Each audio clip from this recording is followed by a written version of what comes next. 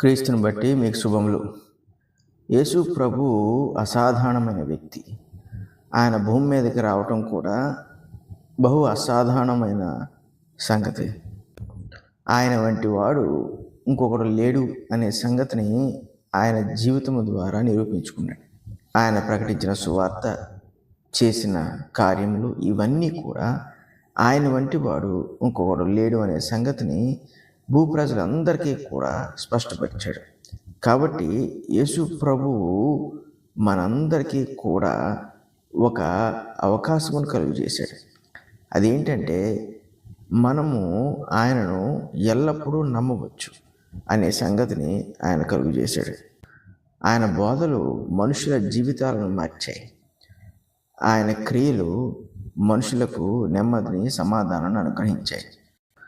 Mark సువార్త 1వ అధ్యాయము 39వ వచనంలో ఇలా రాయబడి ఉంది. ఆయన గలిలయ అందంతటా వారి సమాజ మందిరములలో ప్రకటించుచు దెయ్యములను వెళ్ళగొట్టుచునుండెను. ఈ వాక్యం మనం చదివినప్పుడు ఆయన కేవలము మేలు చేయడానికి మాత్రమే వచ్చాడు, కీడు చేయడానికి ఎంత మాత్రము రాలేదు అనే సంగతిని మనము స్పష్టంగా గుర్తించవచ్చు. ఎందుకు ఈ సంగతి అంత ప్రాముఖ్యమైంది? మన జీవితాలకు ఈ సంగతిని మనం ఎందుకు పట్టించుకోవాలి? ఒకటి, ఈ భూమిపై మనకు కేవలం మేలు చేసేవాడు ఎవ్వడు ఉండడు. అది మన ఇంట్లో వాళ్ళైనా, స్నేహితులైనా, ఎవరైనా సరే వాళ్ళు ఎల్లప్పుడూ మనకు మేలు చేయలేరు, ఎల్లప్పుడూ మనకు సహాయం చేయలేరు, ఎల్లప్పుడూ మనల్ని ఆదుకోలేరు. యేసు ప్రభు మాత్రం అటువంటి వాడు కాడు. అది తెలియచేయటకే ఆయన దేవునితో సమానంగా ఉండి కూడా తను తాను తగ్గించుకుని భూమి మీదకి మనుషుని యొక్క రూపంలో ఆయన జన్మించి ఈ సంగతిని స్పష్టపరిచాడు.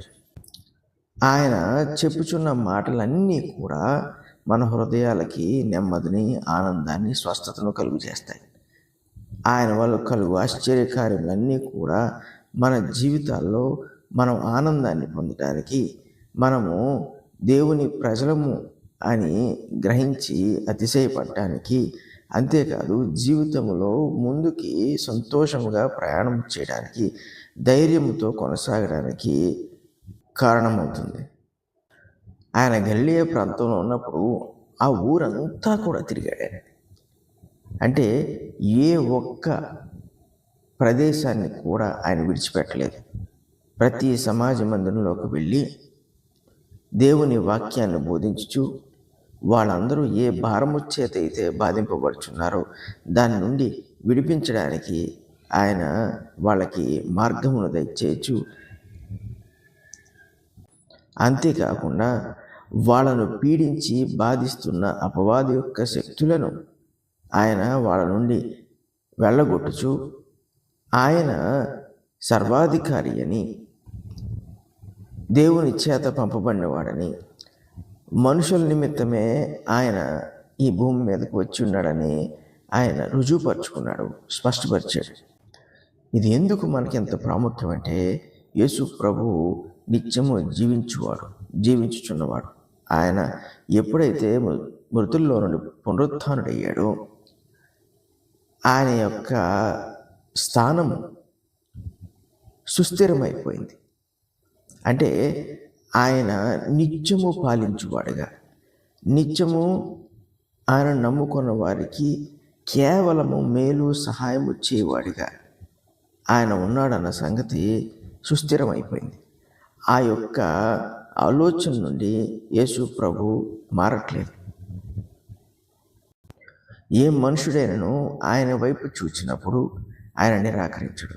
చూడండి, ఆ గలిలయ ప్రాంతం అంతా తిరుగుచు ప్రజలందరికీ కూడా సువార్తను ప్రకటించు కేవలము మేలుచ్చే ఉద్దేశముతోనే ఆయన వాళ్ళ మధ్య జీవించాడు. ఈరోజు యేసు ప్రభు సంఘానికి శిరస్సు అయి ఉన్నాడంటే ఆయన కేవలం మనకి మేలు చేయని ఉద్దేశంతోనే శిరస్సు అయి ఉన్నాడు. మనకి సహాయం చేయని ఉద్దేశంతోనే ఆయన మనకు అధికారిగా ఉన్నాడు. ఆయన మనల్ని ఏలుతాడు, కానీ పాలిస్తాడు, సంరక్షిస్తాడు. ఇటువంటి గొప్ప స్థితి ఆయనకున్నది, సామర్థ్యత ఉన్నది. అంతేకాదు దానిని నిలబెట్టుకునే తత్వము ఆయన యొద్దున్నది. మనం ప్రభువుని నిర్లక్ష్యం చేసినప్పుడు ఇదంతా కూడా నష్టపోతుంటాం. ఇంత అవగాహన మన నుండి దూరం అయిపోయినప్పుడు అపవాది ప్రభు పట్ల అపనమ్మకాన్ని, అధైర్యాన్ని కలుగు చేస్తూ ఉంటాడు. అప్పుడు భూ సంబంధంగా మనము జీవిస్తూ ఉంటాం. క్రైస్తవులు అయినప్పటికీ కూడా భూ సంబంధమైన ఆలోచనలతో, భూ సంబంధమైన ప్రయత్నాలతో మన జీవితాన్ని కొనసాగించుకోవడానికి ప్రయత్నం చేస్తూ ఉంటాం. ఆ మార్గంలో లేదా ఆ దిశలో మనం వెళుచున్నప్పుడు జీవితంలో అమూల్యమైనవి, గొప్ప వాటిని, మేలైన వాటిని, నెమ్మదిని అనుగ్రహించే వాటిని మనం కోల్పోతూ ఉంటాం. యేసు ప్రభు ఎంతమంది యొద్దకైతే ఆ గలిలయ ప్రాంతంలో వెళ్ళాడో, ఎంతమందికి అయితే సువార్తను ప్రకటించాడో, ఎంతమందిని అయితే ఆయన స్వస్థపరిచాడో, వాళ్ళందరూ కూడా ఆయన నుండి కీడు పొందిన వారు కాదు. అందరూ కూడా ఆయన వెంబడించాలని, దేవుని రాజ్యాన్ని వాళ్ళు స్వతంత్రించుకోవాలని ఆయన ఈ ప్రయాసను పడినట్లుగా మనం చూస్తున్నాం. ఎందుకంటే పరలోకం నుండి భూమి మీదకు వచ్చి ఇటువంటి ప్రయాసను ఆయన పడని అవసరం లేదు. కానీ మనుషులను ఆయన ప్రేమించాడు. వాళ్ళ బాధల్లో నుండి, కష్టాల్లో నుండి వాళ్ళు విడిపించడానికి ఆయన ఆలోచన చేసుకున్నాడు. ఇది తండ్రి అయిన దేవుని యొక్క చిత్తమైనప్పుడు దాన్ని శిరసావహించాడు. కాబట్టి ఈ దినమున మనము ప్రభువును బట్టి అధైర్యపడనవసరం లేదు. ప్రభువును బట్టి మనము దిగులు పడవలసిన అవసరం లేదు. యేసుక్రీస్తు ప్రభువును బట్టి మనము వైఫల్యము చెందుతావేమో అని అనుకోవాల్సిన అవసరం లేదు. ఆయన యందు మన విశ్వాసం ఇచ్చినప్పుడు ఆయన కేవలం మనకు మేలు మాత్రమే చేయవాడు. మన జీవితంలో చెడ్డమైనవి, అవివేకమైనవి, నష్టాన్ని కలుగు చేసేవి మన చోటు చేసుకుంటున్నప్పుడు, అవి మనకు తెలియకుండానే మనలో పనిచేస్తున్నప్పుడు, మన చుట్టూ పనిచేస్తున్నప్పుడు వాటి యొక్క చిక్కుల్లో పడి వాటి వలన మనం మేలు పొందుతామేమో అనుకుంటాం. కానీ ప్రభు వైపు మనం చూచినప్పుడు ఏది మనకు నష్టం కలుగు చేస్తుందో దాన్ని తీసివేస్తాడు. తద్వారా ఆయన మనకు మేలు చేయొచ్చు, అంతకంతకు ఇంకా మేలు చేయవాడుగా మన జీవితంలో ఆయన తాను బయలుపరుచుకుని మంచి జీవితాన్ని, దేవుడు కోరిన జీవితాన్ని మనకు ఆయన దయచేస్తాడు.